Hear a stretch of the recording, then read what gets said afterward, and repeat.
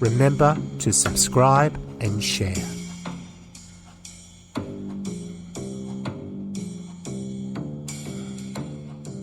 Politics is a cutthroat business, and the more flamboyant you are, the more you're in the newspaper headlines. One such politician is South Australian Premier, the late Don Dunstan. Dunstan is about to be immortalised in a play at Chapel of Chapel. Our guest today is the author of that play and is also a former member of the Australian Labor Party. Neil Cole, welcome to Noel Anderson's 15 Minutes of Fame. How are you going, Neil? I'm going well, Noel. Very well. You know, I've been glancing over all of your work, including your work with the Labor Party and your work as a playwright, and it's quite massive. And I've tried to put as much in my brain as I can so that I can ask you some meaningful questions and hopefully give you a chance to talk about your new play, which I think it's a play, not a cabaret.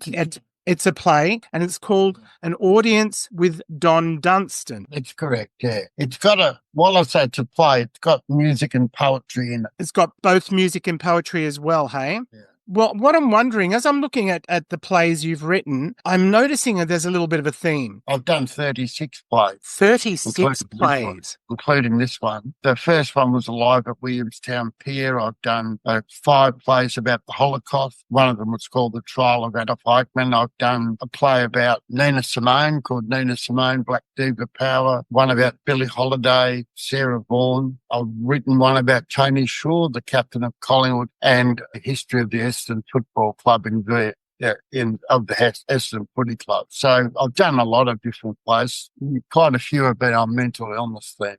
Yeah, I noticed that you were diagnosed as a manic depressive. I had manic depressive disorder in 1993. Is that correct? That's correct. They call it bipolar now. I'm just wondering, when you left politics, how did playwriting come about? Why did you decide to write plays? It seems an odd connection, politics and theatre. Oh, well, it's just a case of when I turned 36 or 37, I started to write things, and I discovered I could write, and I was put on to lithium, which helped me because I wasn't unstable as much as I'd been. It was a lot of it was internal, and I just discovered that I could write dialogue. Then I just learnt the craft of writing plays as best I could and put a few of them on at La Mama, and they did really well. So that's how it all started. I started near the end of my time in Parliament. I think the capacity to write dialogue is the one thing that stands out, and then learning to structure plays. So that all happened in my last year or so in Parliament. I lost pre-selection and I've been in for 11 years, so I was happy to get out of it. The play you've got on at Chapel of Chapel is called An Audience with Don Dunstan, and I noticed that you left politics the same year that he died. So obviously this idea of writing something about Don Dunstan must have been in your mind for quite some time. Well, it hadn't been, actually. I know what you're saying, but what happened was that I knew a lot about Don Dunstan because I'd read his book about 40 years ago. I went and worked on the Voice to Parliament out at Melton, and I was staggered by the racism. It really shocked me. And I'd been thinking a lot about Don Dunstan because he had changed the ALP policy on White Australia policy in 1965. It took him many years to get it through, but he got it through. So I originally wanted to write it because of that. That was the reason. Of course, it's become much bigger than that now.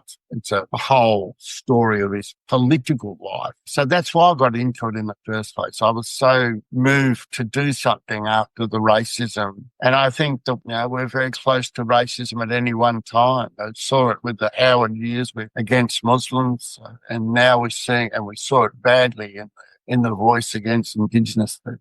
So obviously you knew Don Dunstan. No, I didn't. So you'd never met him in your time in the Labor Party? No, I met him at a Nelson Mandela function just for, hello, I'm Neil, hello, I'm Don. When you sat down to write about him, obviously you've done quite a bit of research on him. How much of the story that people are going to see at Chapel of Chapel, how much of that story do you think is based on what you've read or based on your creativity? Totally based on what I read.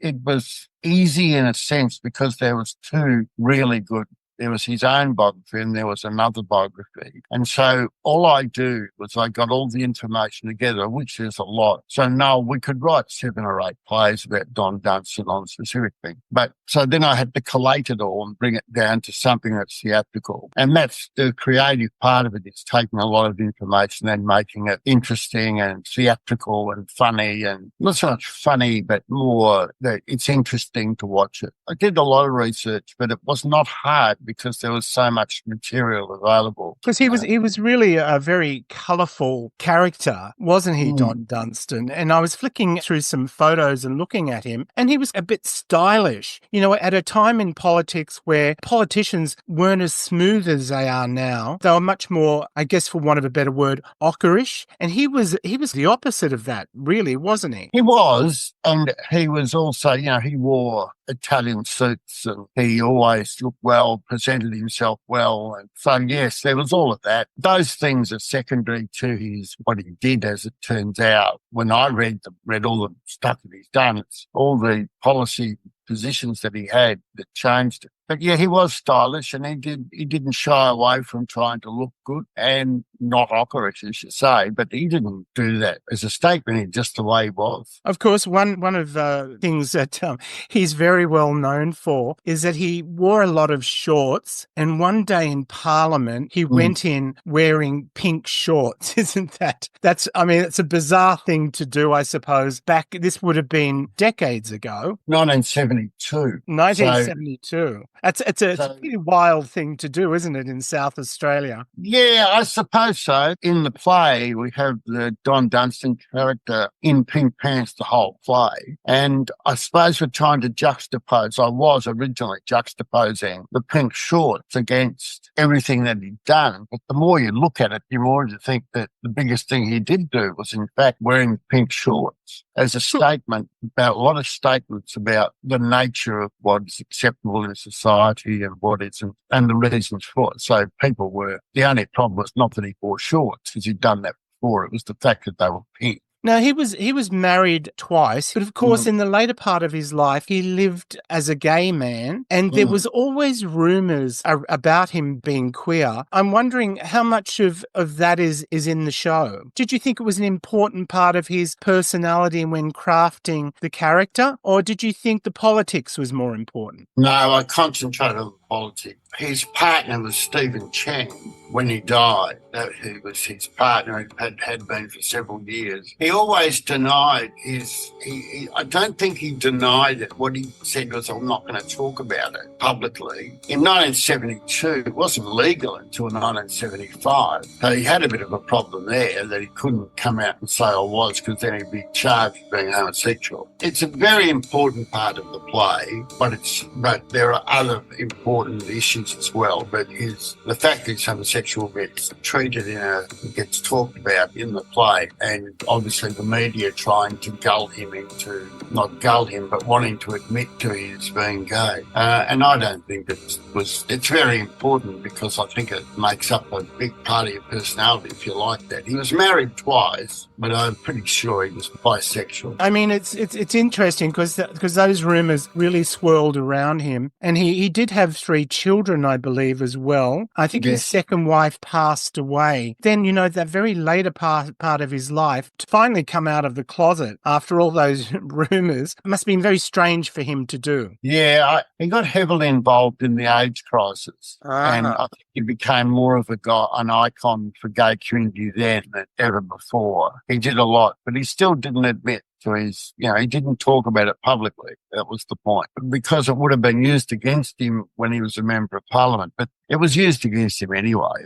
They'd use anything against people, unfortunately. The other problem was the Royal Commission which we talk about in the play, the Royal Commission into the sacking of the Chief Commissioner, Salisbury. The special branch had what called pink files. So files on people who were gay. Oh, This wow. was after it had become legal. It was after 1975. So there's this recurring theme of victimisation. There's also, of course, the death of Dr. Duncan, who was a gay man at a beach in the Tynes River who the police threw into the river as a joke, and he drowned, died. That's a big part of the movement towards gay liberation. He wanted to introduce legalisation of homosexuality in 1965 when he was the Attorney General, and he couldn't get his own caucus, let alone the opposition. Of course, one of the other things that he fought against was the White Australia policy. I mean, he was very much against that. Is that a part of the narrative of the play as well? It's a big part of the narrative.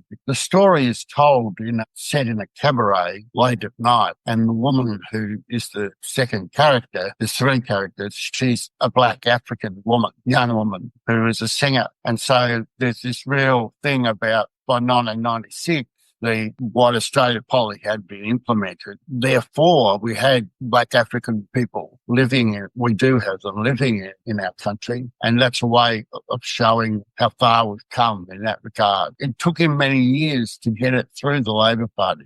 I think from 1958 to 1965 at their national conferences. And he was opposed pretty strongly to trying to put up the White Australia policy. So if it's not anything that it's mentioned, symbolically very important because one of the other actors, is a black African who sing beautifully, I must say, but also songs not about, she's from Somalia, not about Somalia. They're songs like Mac the Knife and Cinnamon. Hey, Neil, I'm just sitting here and I'm thinking, listening to you talk, and I'm wondering why you would choose the medium of theatre to write about politics. What's the importance of theatre in writing about political situations? A good question. I think at the end of the day, I write it because I like it, and I only write what I like to do. And I think I'm lucky because we're independent theatre, but I'll make enough money out of it to be able to do it. But I wouldn't underrate the value of theatre myself, because putting a person who's Don Dunstan character on a stage is very real. It's very there. It's if you're there at the time doing it. And you don't get that experience with a documentary or with a film or whatever.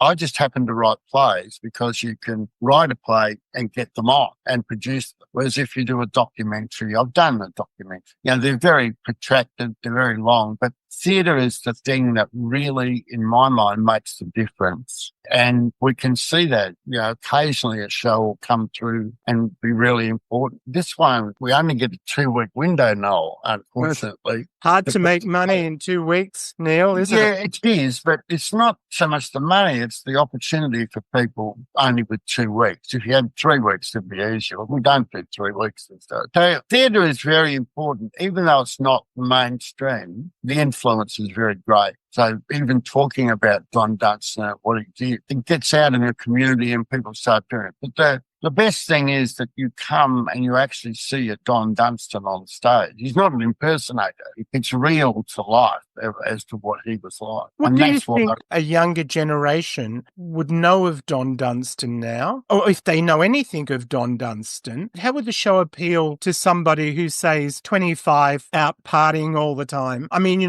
for me, Don Dunstan, I know who he is and it registers with me. But what would the appeal of the play be for somebody who's much younger than myself? We have to embrace young people as best we can, telling them of our people that have existed. And somebody like Don Dunstan's just, in a political term, the only one that was bigger really was Gough and Keating. But even then, I think Don Dunstan did more probably than anybody to change Australian society, to make it less of a post-colonial backwater. Young people will embrace the play if you can get them in the door to see it. Young people that I mentioned too, they look it up. And it's sort of incumbent on us to get young people involved or younger people involved. So they've learned that there was this thing called illegality with homosexuality, that police did throw somebody into the but there was somebody fighting for Indigenous rights. He was the first person really to start campaigning for Indigenous land rights. So he was also against capital punishment. Well, they thought the Stewart case was the famous case where the Indigenous guy had been charged with murder girl. And that was all highlighted, went to the Privy Council. In the end, they commuted it to life sentence. The last person hung was Ronald Bryan in 1967. And so the Stewart case was much earlier than that, but they commuted the capital punishment. But Don Dunstan was at the forefront of the opposition.